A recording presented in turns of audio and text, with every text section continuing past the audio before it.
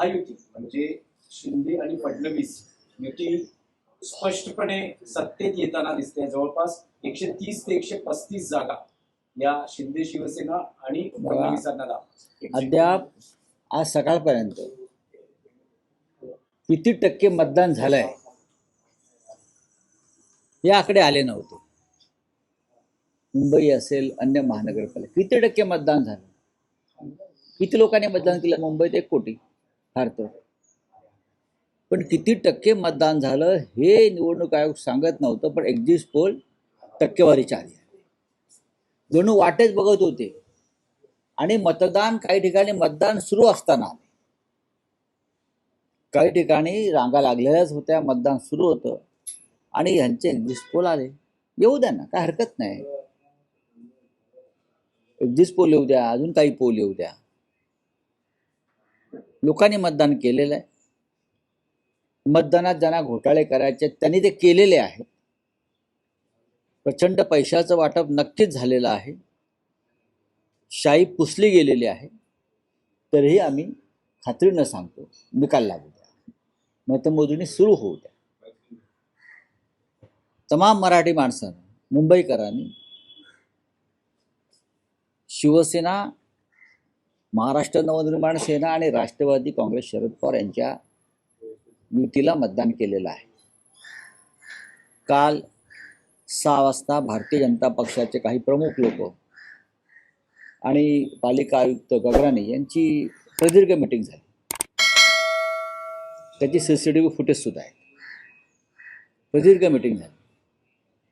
बाहेर त्यांना भेटण्यासाठी मोठ्या संख्येनं लोक जमा झाले होते. का तर आम्हाला मतदान आमचं होऊ शकलं नाही, आमची नावं वगळलेली आहेत, गोंधळ आहे, हे तक्रार घेऊन लोक महापालिका आयुक्तांना भेटायला आले होते.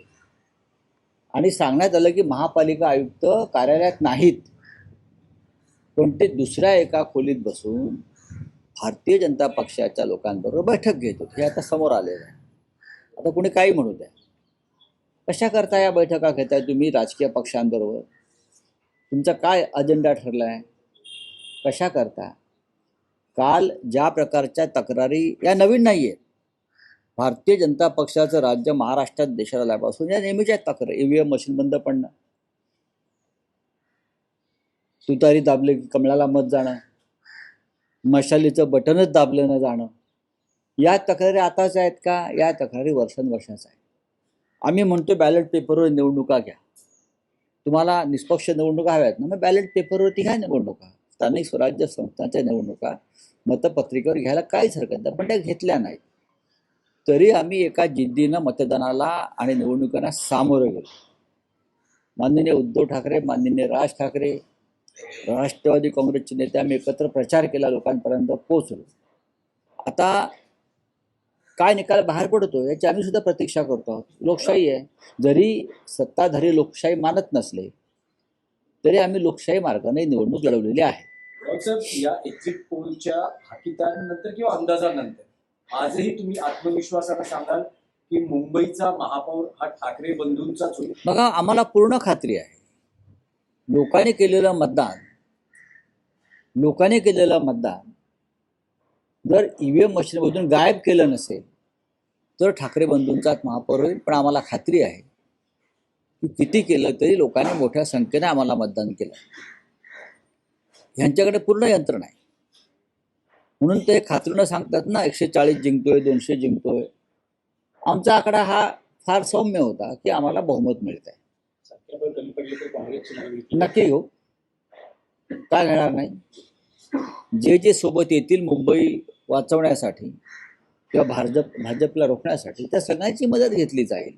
आणि मदत घेण्यापेक्षा हे सगळे पक्ष स्वतःहून पुढे येतील.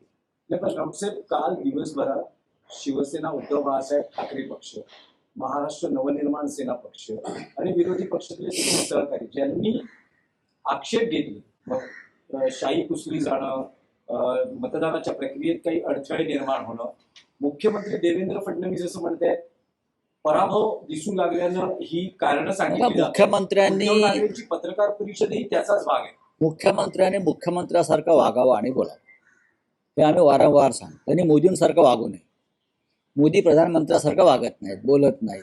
हां, निदान सुशिक्षित संस्कारी अशा राज्याच्या मुख्यमंत्र्याने, पुरोगामी महाराष्ट्राच्या मुख्यमंत्र्याने आपण या राज्याचे मुख्यमंत्री आहोत या पद्धतीनं वागावं.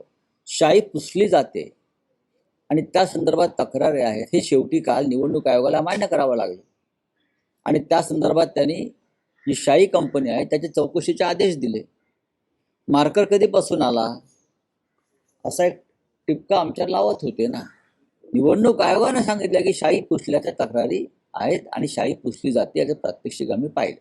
हे निवडणूक आयोग सांगते आणि मुख्यमंत्री खिल्ली उडवत आहेत. याचा अर्थ डालमेकुच आला आहे 100%. दुबार मतदानासाठी केलेली स्टॅटिक्स होती असं वाटतं की शाही पुसणं याच्यासाठी काही करू शकतात हे सत्ताधारी जे आहेत हे निजामाच्या प्रवृत्तीचे आहेत. यांचं सरकार हे पोलीस ॲक्शन घेऊनच मोडावं लागेल, सशस्त्र क्रांती करावी लागेल.